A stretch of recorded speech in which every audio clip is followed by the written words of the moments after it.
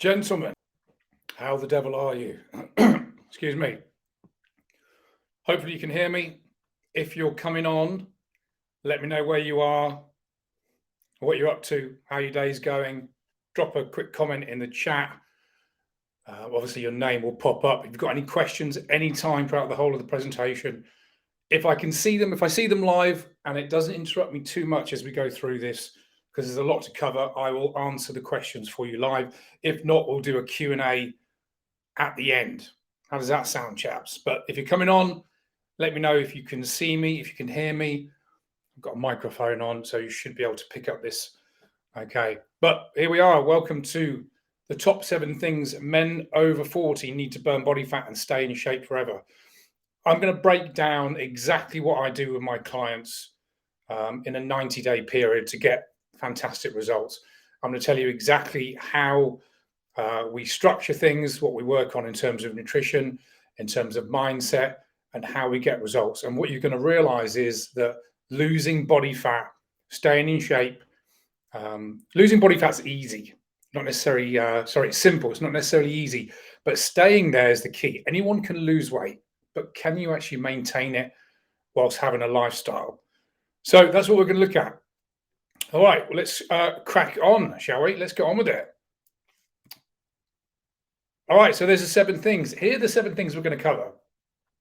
I'll let you know what they are. We'll go through them, and then I'm going to break each of them down and explain exactly how they fit into what we're going to cover. So first of all, it's going to sound a bit obvious. Number 1, we're going to look at a nutrition plan that works. And that sounds a bit obvious. Well, Gav, don't stop being Captain Obvious. But you'll be surprised the amount of people that are following a plan that would never work, regardless of their effort, regardless of their motivation, of their discipline. If you're not simply obeying the simple rules when it comes to losing body fat, it doesn't matter what effort you put in, okay? We're going to look at number 2, why you need to have a massive reason why, and without this, the best intentions in the world just won't mean shit, okay? Number 3, patience. We're going to look at 4, how you need to develop a bulletproof mindset. Number 5, we're going to look at discipline as opposed to motivation. Number 6, consistency.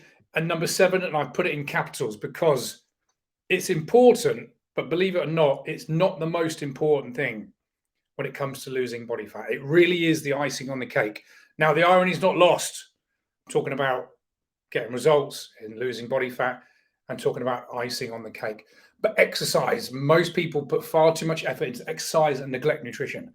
We need to be focused on nutrition and the mindset and all these other things we're going to talk about, and then the exercise will come into its own. Right, anyone coming on? If you're on, if you're just joining, let me know. If you've got any questions throughout the whole of this presentation, feel free to drop them into the chat. We're going to do a Q&A at the end if enough people come on, and we'll take it from there. All right, let's get straight into it then. Most of you know who I am. You've signed up through my business page, but if you're new, maybe you saw the post, maybe you saw the advert, maybe you've just come into my circle, don't know who I am, what I do. Zip, Gav Gillibrand, got my degree back in '96, graduated with a degree in sports and exercise science. I'm a certified sports nutritionist. I've written various features, articles in Men's Health, Men's Fitness, Hello, OK, and The Times. And don't hold it against me for Hello and OK. Trained and coached, it says over 300 men in the last 4 years. There's actually close to 500 men in the last 5 years. Now, I need to update that slide. Note to myself. And published author of the GHG method, sold about 3,000 copies now. Here we are, the GHG method. This is my book. I wrote this in 2019, and I'm currently struggling writing the second one. That's actually a lie. I started writing it 2 years ago, and I haven't even looked at it since. So I say that I'm struggling. I'm not even doing any work. So number 2 will be available at some point. You want to go to Amazon, you can get it for the price of 4 overpriced Starbucks coffees. Or you can go on my website and I will post it to you direct, and I'll even sign it for you, which could be worth £1 or 2 in the future. You never know. There's my book. So that's who I am. But why trust me? Why listen to me? Why even pay attention to what I'm going to talk about today? Because there's lots of guys that do what I do. Okay, so why pay attention to me? And do I get results? Now, you may have seen some of my testimonials. Some of you won't. I'm going to show you some of them. And there's actually over 100 testimonials on my website. If you haven't seen my website, go to gavgillibrand.com, www.gavgillibrand.com, obviously. And you're going to see over 100 testimonials, a mixture of video, pictures, and written testimonials. I'm going to show a couple of my visual ones to give you an idea that the type of results we get in the coaching program. We've got Robin lost 37 pounds. Mark lost 33 pounds in 12 weeks. Got Matt, 30 pounds. Duncan, 28 pounds. And Mike, which was an amazing transformation, looks a lot more than 22 pounds, but it actually was only 22 pounds. And Steve lost a whopping 38 in 12 weeks. I've actually had 5 clients in the last 12 months lose over 40 pounds in 12 weeks. And the great thing is they're keeping it off. So that's enough blowing my own trumpet. Also, if you want a copy of this free PDF, it's a cheat sheet I put together, the 5 unknown weight loss hacks for busy men that want to build muscle, burn body fat, optimize the hormones. Feel free to email me, hello@gavgillibrand.com, or drop a message in this and I'll make sure I wing that copy over to you. There's some great stuff on nutrition, training, stress, sleep, alcohol. There's some stuff on exercise. Some of the stuff I'm going to cover today, but there's a lot of extra stuff in there. Links to videos, links to my YouTube channel. It's worth picking up a copy, absolutely free by all means. So drop me a line, drop me a message, connect me with me on LinkedIn. If you're not already, drop me a message there and I'll make sure I send you a copy by email. All right. So that said, nutrition plan that works. Okay. And this first point, if you don't follow this first point, everything else we talk about in the whole of this presentation is absolutely worth nothing. Okay, so we need to focus on nutrition first. And the big thing that we need to do, you may have heard me talk about a calorie deficit. Okay, calorie deficit. Without this, body fat, you can't lose any weight because it's the only mechanism. Every diet on the planet works by being in a calorie deficit. However you dress it up, keto, vegan, South Beach, intermittent fasting, they all work on the same mechanism by being in a calorie deficit. Okay. Then we're going to look at calories and macros, which are essentially the currency of losing body fat or gaining weight or building muscle. And we're going to look at some very basic stuff where you might think, well, okay, that's a bit obvious. But in my time as a coach, certainly in the last 5 years, 99% of the clients I've worked with do not understand this. Okay, we're going to look at why protein is important. And I want you to look at your calories like you would your finances. And we're going to get into that as we go through this. So here's my definition of what a calorie deficit is. If you're not sure, AKA going on a diet. A calorie deficit is where you eat fewer calories than you burn or burn more calories than you consume. Same thing. Fat loss is simply staying there for as long as you can whilst maintaining every other area of your life. Okay. Anyone can get into a calorie deficit by just reducing calories, but can you stay there? Can you sustain it? Okay. So anyone can do a calorie deficit, but sustainability is what's going to get you results. Sustainability is what's going to keep those results. And sustainability is going to keep you sane and not leave you breaking your diet and thinking you're going to quit, losing the plot, and someone offers you a piece of, a slice of pizza on a Tuesday and you go hog wild. So it's about getting the numbers right and getting you to stay there as long as possible while still maintaining every other area of your life. And that means work, family, life, travel, kids, everything you've got going on in your life. If you can't do it with everything else you've got going in your life, you shouldn't be doing it at all. Okay. So macros, and like I said, this is the currency of nutrition. And most people do not know this. So I just want to give you some basic ideas. There's 4 calories in a gram of carbohydrate. Okay. There's 4 calories in 1 gram of protein. There's 9 calories in 1 gram of fat. So think about that. Gram for gram, fat is over double the amount of energy in 1 gram compared to protein, carbohydrates. And we have to mention alcohol. There's 7 calories in a gram of alcohol. It's technically a macro, but it's not really a macro we're concerned with or need to worry about or rather even need to focus on, because there's no nutrition in alcohol, dead calories, but we need to be aware of it. Okay. We have to track the calories. Okay. I want you to start looking at your calories like you would a budget. Okay. You've got a budget for the day, a budget for the week, a budget for the month. And the most efficient way to know if someone's in a deficit or in a surplus is by tracking the calories. The question is, do you track your finances? Of course, every one of you watching this presentation right now, whether you're on live or you're watching the recording, you will be tracking your finances. And if you're not, you're up to hill in debt and things aren't going well. So why do we not track calories? Why do people lose the plot when they say, well, I need to track my calories? It's just the quickest way. Now, do you have to track calories to lose weight? No, absolutely not. But in my opinion, it's the most efficient way for most people. Now, I'll give you a caveat.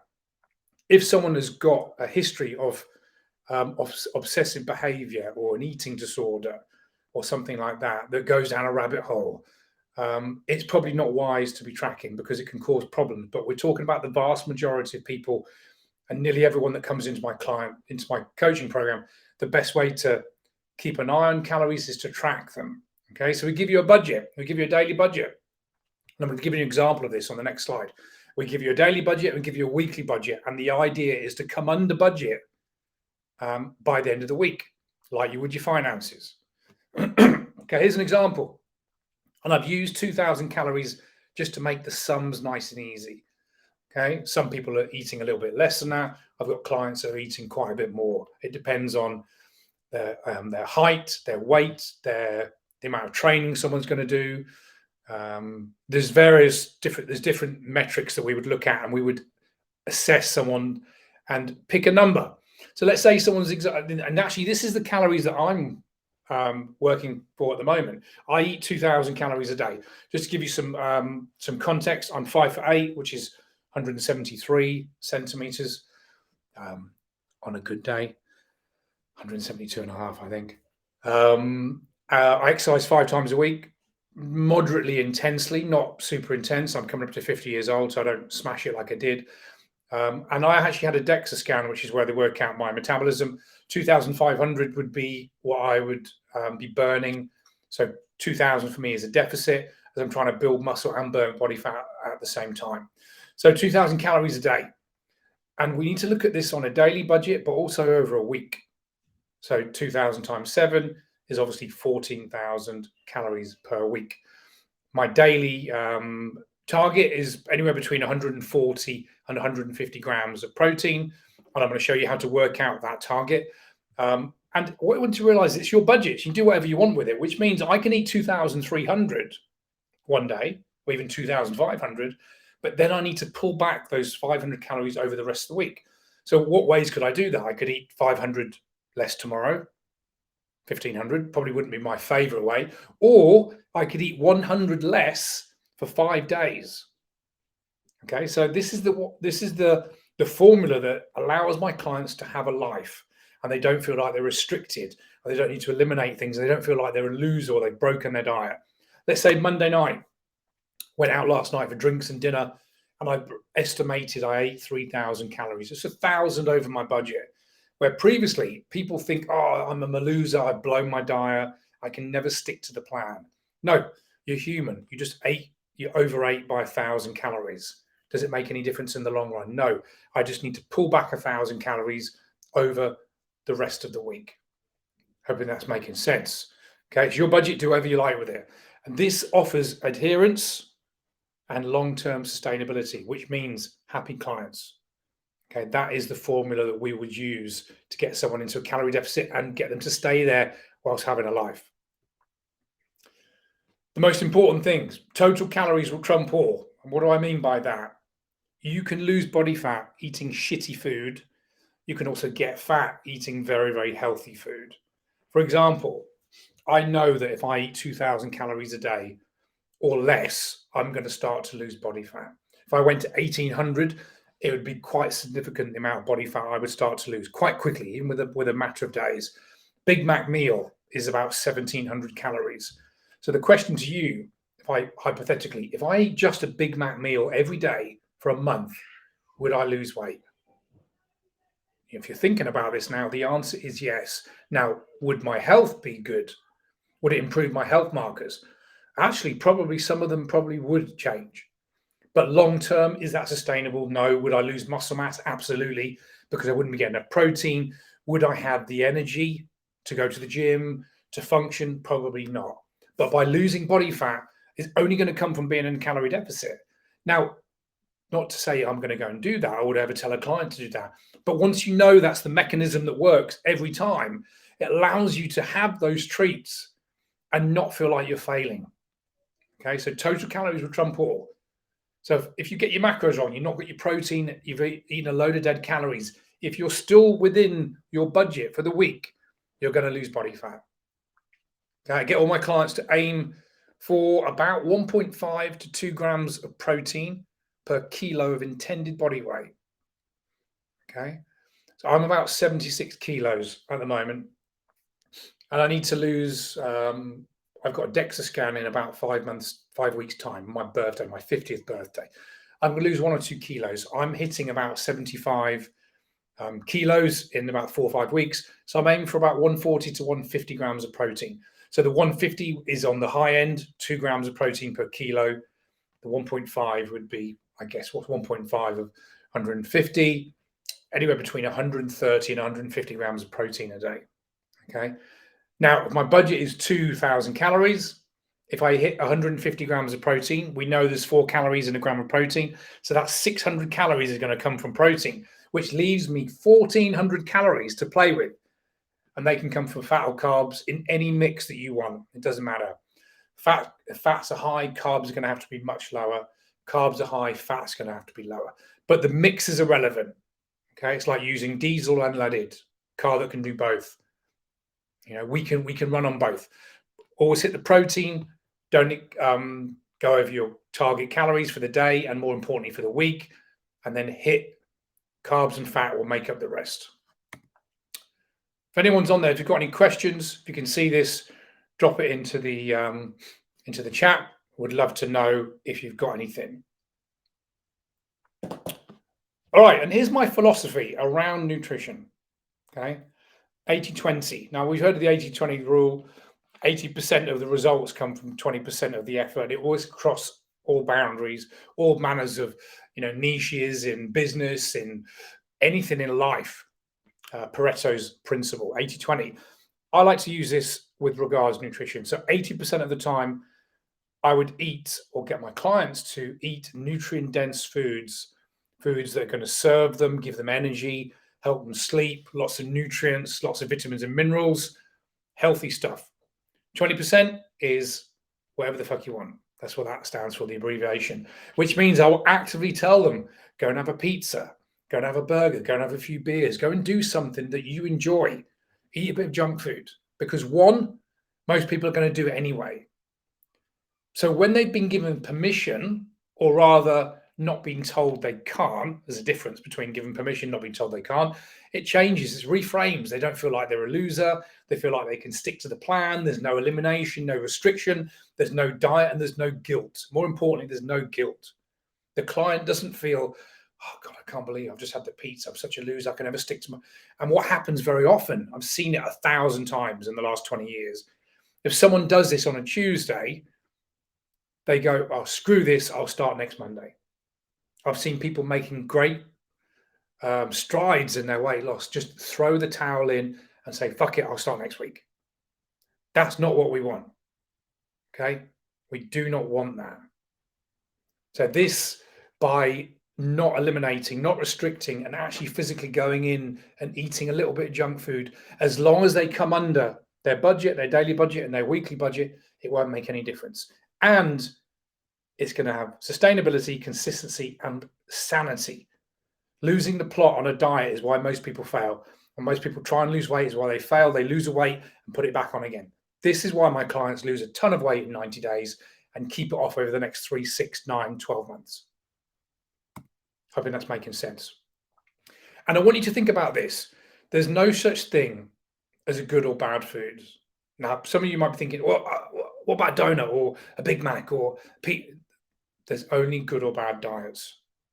Okay, if we adhere to the 80-20, if 80% of your diet is excellent, 20% can be not so great, and it won't make any difference in the long run to your results and, more importantly, to your health. Okay, it just won't. The studies show that it just won't. Now, if you were doing 20-80, 20% of your diet is quality and 80% is junk, there's going to be some health implications down the line. Not even short term, but down the line. But 80-20. So get out of this thing that, oh, that's fattening or that's a bad food or I should avoid that. You don't need to avoid anything. A successful diet plan or long-term nutrition plan is the one that you can stay on the longest, the one that you can adhere to the longest and you enjoy, which means you need to get away from this notion that some foods are good and bad, because they're simply not. Right, number 2, moving on. A lot on nutrition then. We need a massive reason why. Okay, without this, it just becomes a whim. Nothing. Okay, so let's say someone's goal is lose 30 pounds. Very, very common. And it's not 30 pounds on the scales that is the actual goal. And I've just put a few reasons. Some of my clients have said to me recently, they obviously want to improve their health. They want to lower their blood pressure, improve the quality of their sleep. They want to increase their energy. They want to feel good. They want to be a great role model to the kids. And they want to love the body, look, feel, and project. And when I say love your body, I don't mean, oh, look at me, I've got an amazing body, I'm the best. I mean, having that confidence to look at yourself in the mirror and go, you know what, I feel good. On whatever level that is. Look, I look good in clothes. I feel good out of clothes, which is important for relationships and for your own self-esteem and confidence. And when you walk into a room, are you projecting the energy and exuding the confidence that you want to show to the rest of the world? That's what we really focus on. That's what 30 pounds does to someone. Okay. So that's a massive reason why. I want to lose a few pounds for the summer. That's just like, it doesn't mean anything. It's a whim. We need a massive reason why, because it's going to help pull you to your goal rather than you always have to push. And you need to attach some real passion, emotion. And I always say the gun to the head. Caveat, I'm never going to do this, but I'm using an example. If I put a gun to your head right now, okay, you're standing here, I said, look, I'm going to blow your fucking brains out if you don't lose 30 pounds in the next 6 weeks. What are the chances that every single one of you, however hard you found losing weight before, you would get it done? Why? Because the consequences are 100 out of 100. The why is massive. The why is so big. It's irrelevant. If you had to starve yourself, if you had to not eat for weeks on end, or go to the gym 5 times a day, or 5 hours at a time, or do everything, you do everything you could in 6 weeks to lose 30 pounds. It'd be a done deal. It wouldn't be a case, is he going to get it done? Is she going to get it done? No, you'd get it done. Why? Because the consequences would be most severe. Now, is that going to happen in the real world? No. But you need to find your why. Okay, you need to find your why. And the why is going to help pull you towards your goal rather than you always having to push. So if we look at gun to the head, that's 100 out of 100. David Goggins style. If you've not heard of him, Google him. You'll understand what I mean. You want to be the baddest motherfucker on the planet, Goggins, 100 out of 100, gun to the head style. If you're 1 out of 100, you're sitting on your bed, eating Doritos, watching Netflix, okay? You to find your number on that continuum, on that broad spectrum, 100 out of 100, 1. Most people come into the program about 50 or 60. Try and get them up to 70 or 80. The people with the best why get the best results. Why is that? Because it means something to them, okay? Why do you want to lose 30 pounds? Because I want to have sex with my wife before she runs off with someone else, or I want to save my marriage, or I'm sleeping like shit, I've got sleep apnea, I want to change that, I want to be a great role model for my kids. The moment they think I'm a fat piece of shit, that's a reason why.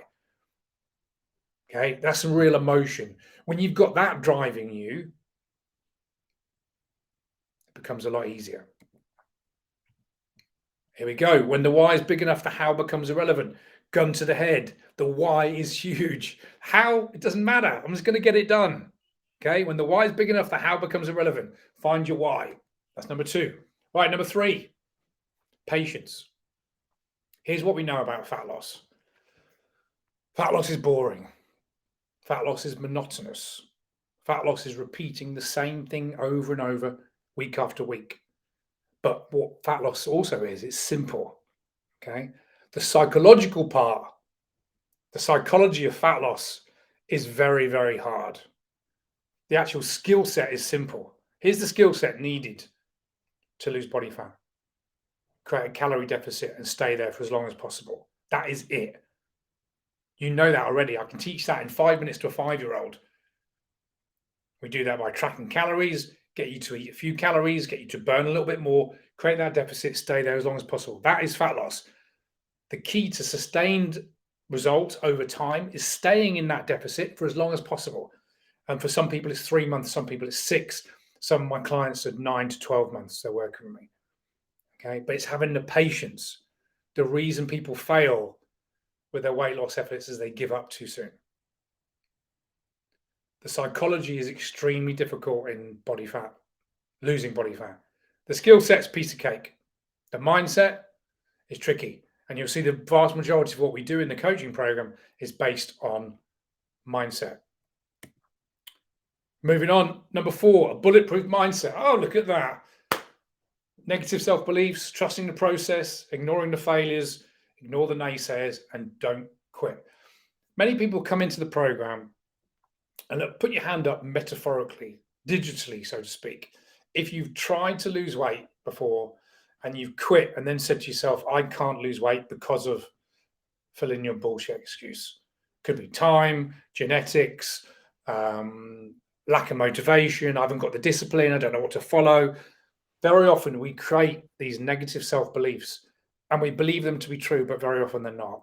Especially when someone tries to lose weight 3 or 4 times and they've always failed, but no doubt they failed because they tried the wrong plan. They didn't have a plan that was worked and that was going to work and didn't do it for long enough.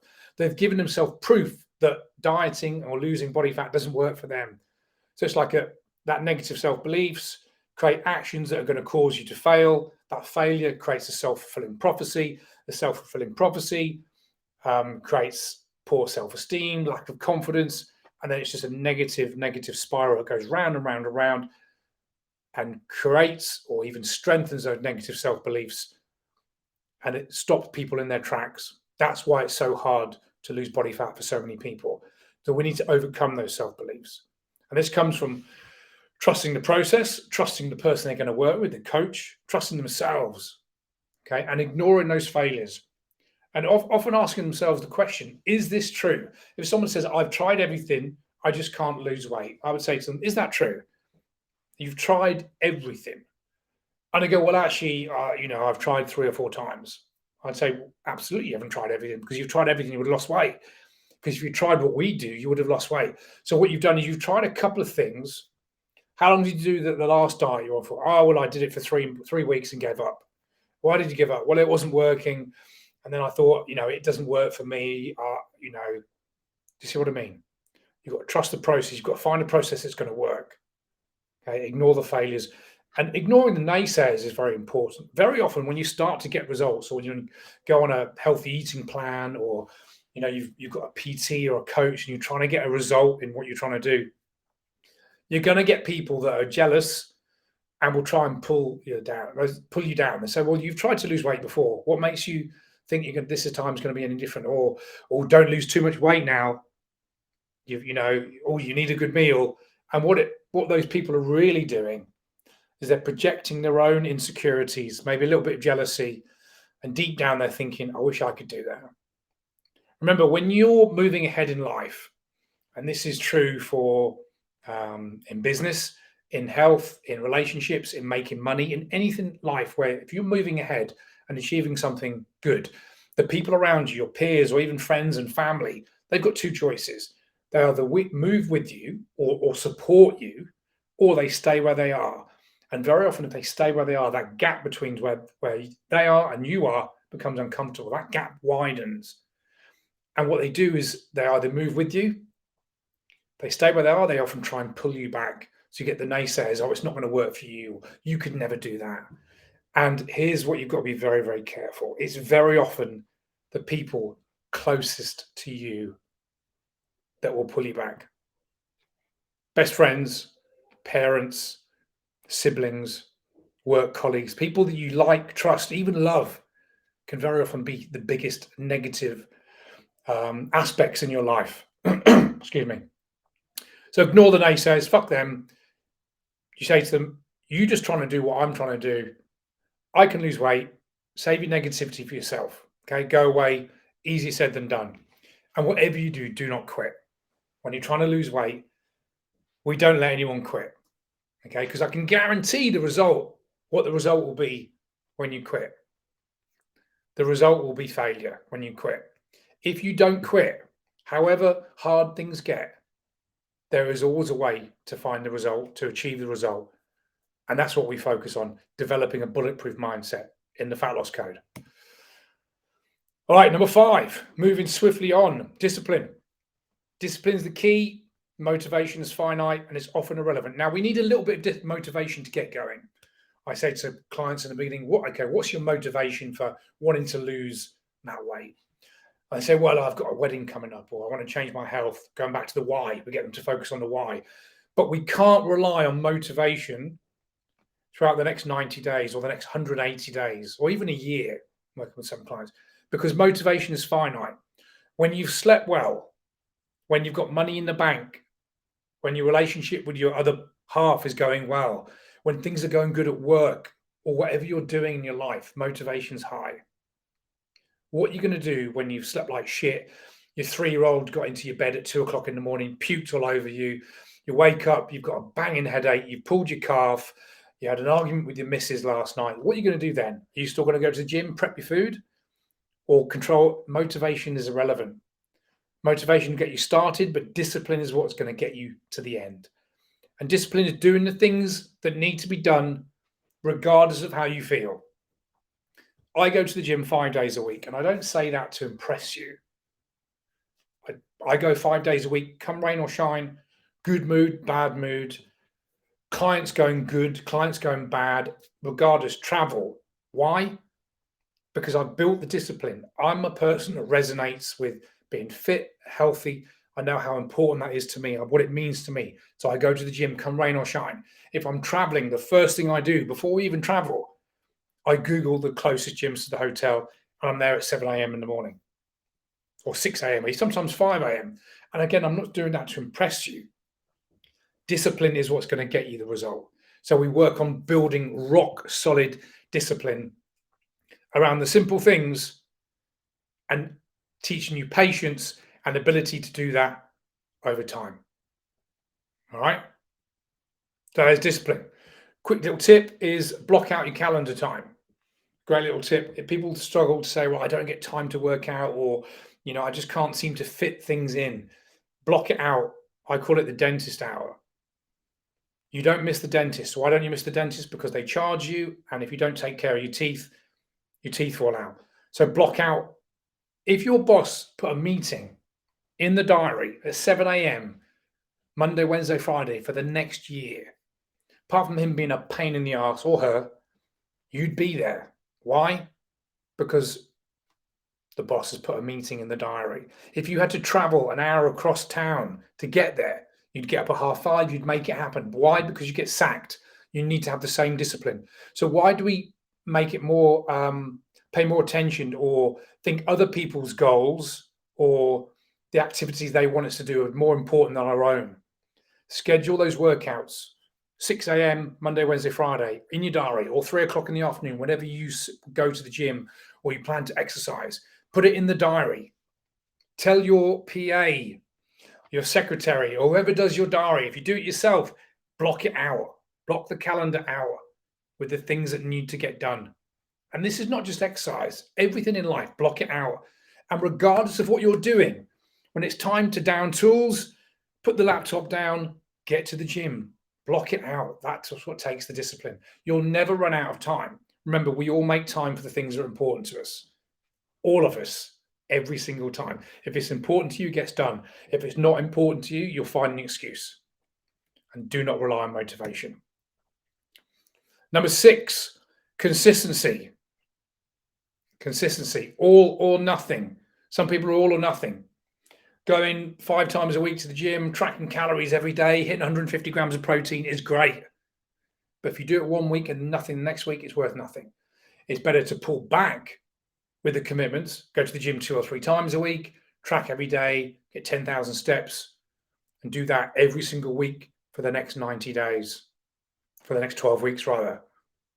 That's what's going to make a bigger difference. That's what moves the needle forward. Consistency, and slow and steady wins the race. Slow and steady wins the race.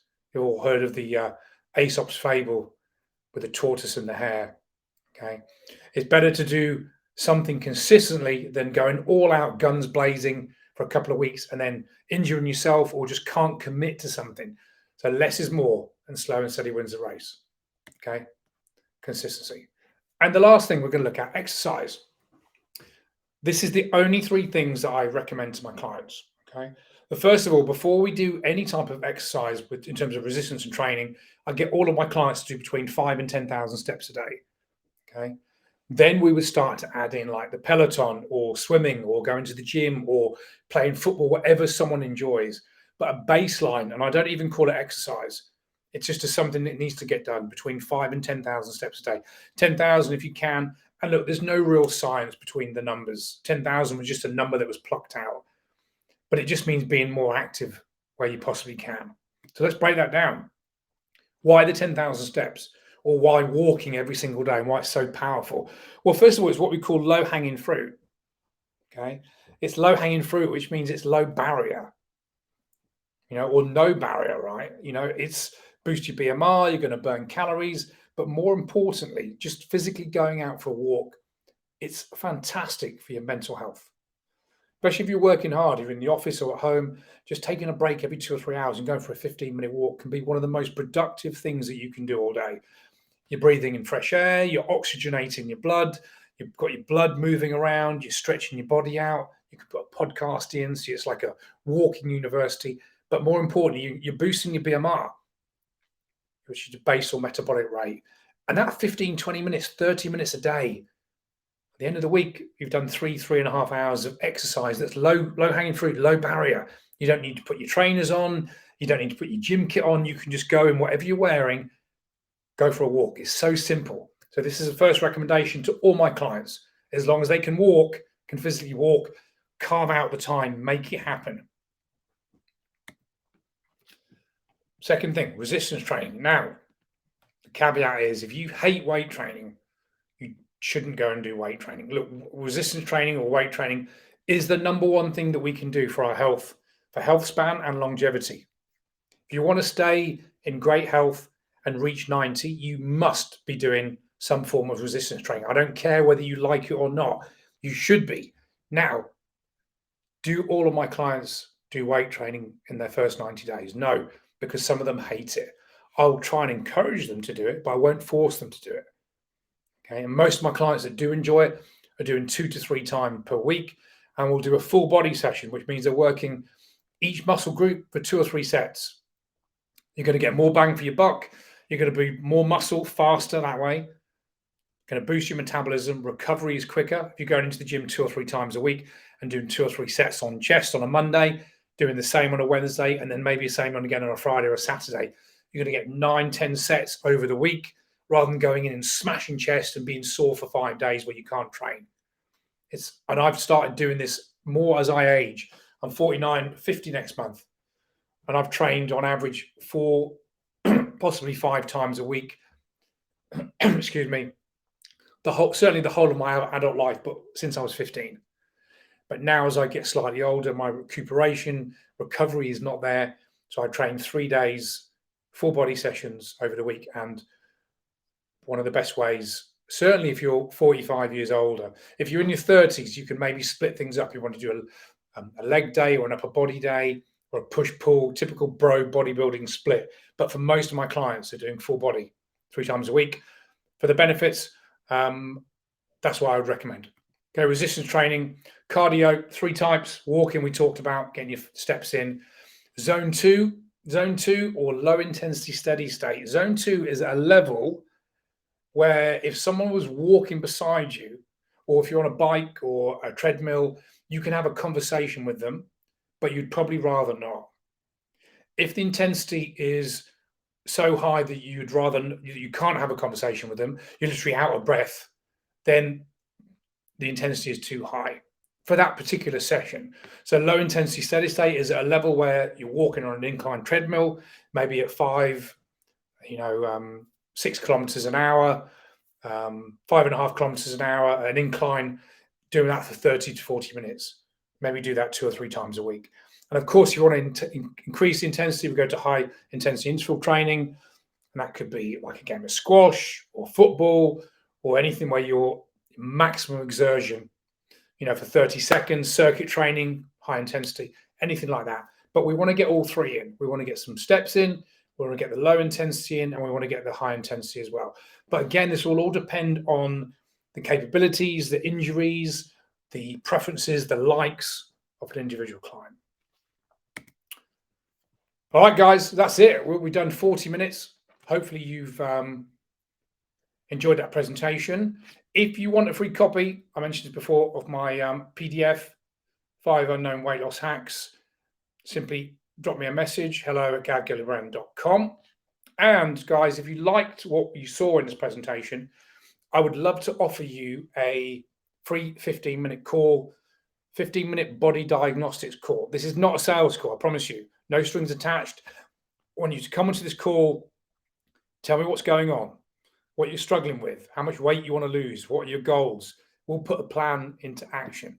Some of you, that will be the end of it. And I'll be completely honest. Some of you are at the end of this call, I'm going to say, look, do you want to come and have another call with me? We'll talk about how the coaching works, commitment, time, investment, take it from there. But I promise you, there's no obligation to do any of this. This is a free call. I want to help you as much as I can. All I'm going to do is provide as much value as I have done in this presentation. So very quickly, again, once more, there's a free copy of the cheat sheet. If you want that, I'm going to send this recording out to all of you anyway. And if you want to book a call, go to my website, gavgillibrand.com/book a call, book that 15 minutes. And I look forward to speaking to you all then. All right, all the best. Hope this made sense. Hope you enjoyed it. I'll speak to you all soon. Take care.